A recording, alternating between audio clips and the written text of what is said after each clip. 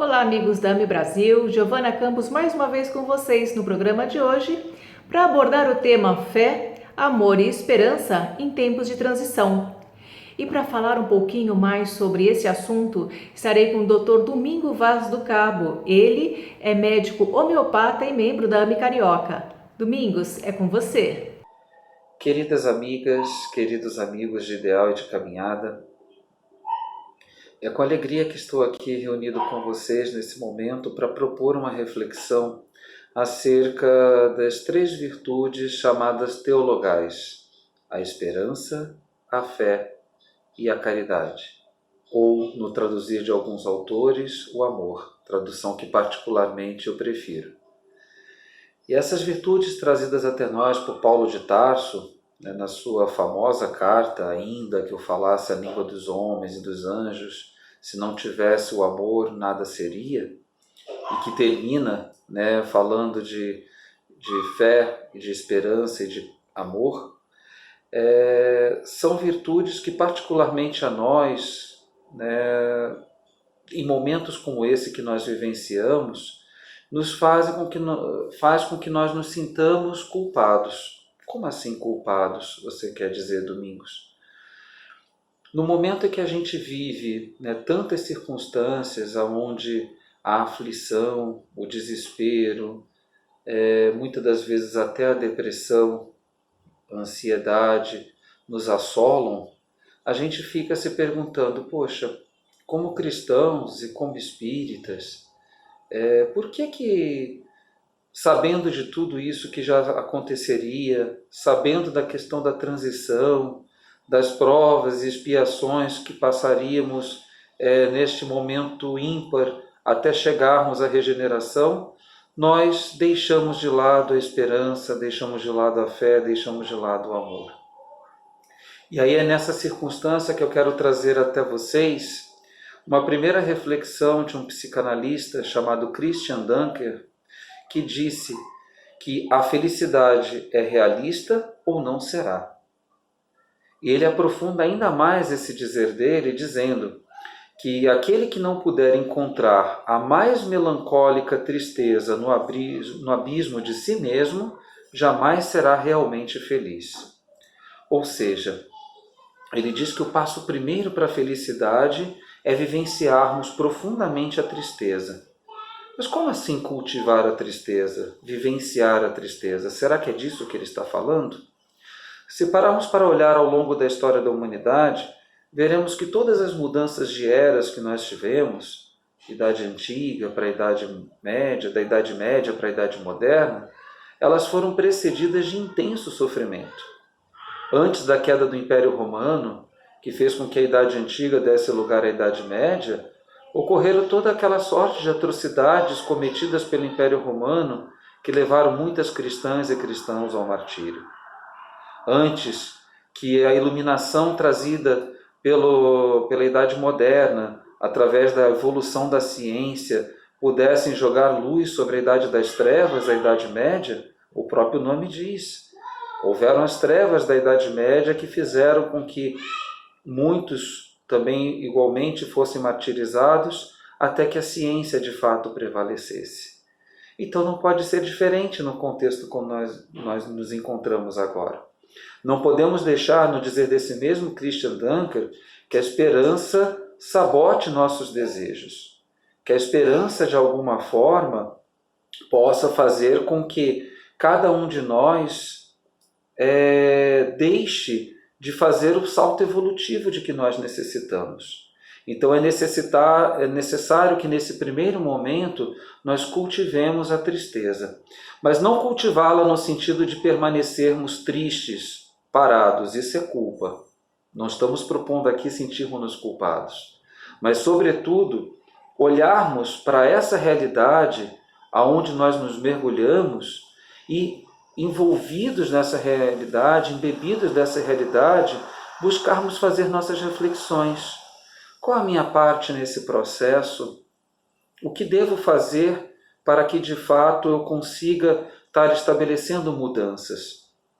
E no melhor dizer daqueles que buscam analisar problemas, desses problemas os quais eu reflito e dos quais esse problema eu tenho governabilidade e, portanto, eu posso estar fazendo alguma coisa, este problema eu já não tenho governabilidade, então cabe a mim ser sereno o suficiente para que eu possa aceitá-lo. Fazendo essa seleção, buscarmos aquele problema específico que é a nossa parte no processo. Não, isso aqui está ao meu alcance poder estar mudando. E podem ser coisas simples, coisas muito simples. Por exemplo, posso estar auxiliando meu filho, minha filha, numa lição de escola, coisa que eu não tinha oportunidade antes, mas isso eu posso estar fazendo nesse momento.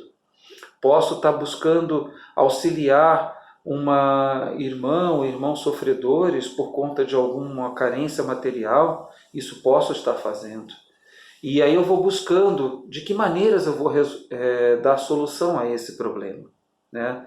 E quando eu faço esse processo, essa passagem da reflexão da minha dor para a solução dessa dor, então eu estou cultivando esperança. Essa tristeza deixa de ser tristeza e passa a ser esperança, porque eu fiz a semeadura. Esse é o passo primeiro. E uma vez feita a semeadura, essa esperança ela tem que estar muito mergulhada, e aí já vou para a segunda virtude, de fé. Porque é justamente a fé, no sentido pleno do seu significado, fazer conforme está escrito, que vai permitir que essa esperança frutifique e fortaleça. Não existe fé sem obras. E a fé pressupõe atitudes, pressupõe mudanças de práticas. Práticas que deixam de ser práticas mais egoístas e passam a ser práticas mais coletivas, em prol de todos os que à nossa volta se encontram, porque não existe cuidado de si próprio se não se levar em conta o cuidado do outro. Então, quando eu começo a transformar a minha esperança, as minhas reflexões em práticas novas, em novas teorias, em novos aprendizados, então estabeleci a cognição. Então, faço com que minha esperança alimente a minha fé, que por sua vez vai retroalimentar novas esperanças, porque uma vez que eu resolvo um problema, por que não partir para resolver todos os outros demais? E eu, fazendo esse processo de autorregeneração, estou estabelecendo uma coisa que se chama aprendizado. Aprendendo o quê? Aprendendo justamente a exercer em toda a plenitude de nosso ser o autocuidado. E aí chegamos à terceira virtude, porque quando eu falo de cuidar, estou falando de amor, porque quem ama, cuida. E é justamente isso que a gente vai perceber quando Paulo termina a sua dissertação, sua poesia. Ele diz que permanecem três coisas, mas a mais importante delas é justamente o amor. Porque o amor, na verdade, deixa a esperança de lado, porque não precisamos mais esperá-la. Finalmente ela chegou. Não precisamos mais da fé, porque toda a nossa prática redundou justamente na construção desse amor pleno que nós estamos, que nós nos encontramos.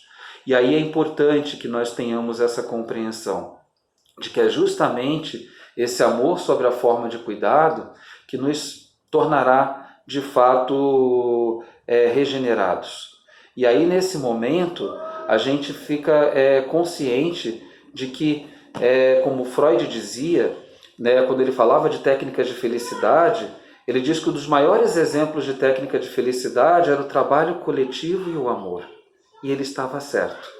Então, da nossa parte, que nós possamos, nesse momento, usar de toda a tristeza que nós estamos vivendo, e é natural que nós a vivenciamos, usar dessa tristeza no formato de aprendizado, para que esse aprendizado possa fazer com que aprendamos, fundamentalmente, a cuidarmos de nós mesmos, cuidarmos do outro e cuidarmos do mundo. E aí toda essa esperança que retroalimenta essa fé pode, então, nesse momento, estar resumida numa única palavra: amai-vos uns aos outros como a si mesmo você se ama. Esse é o mandamento maior, e não poderia ser outro deixado até nós pelo Mestre. Que possamos, então, exercer firmemente essa capacidade de amar, através do coletivo, através do nosso cuidado pleno de nós mesmos para com os outros, para que os outros cuidem, por sua vez, de nós mesmos. E assim sendo, estaremos plenos e regenerados.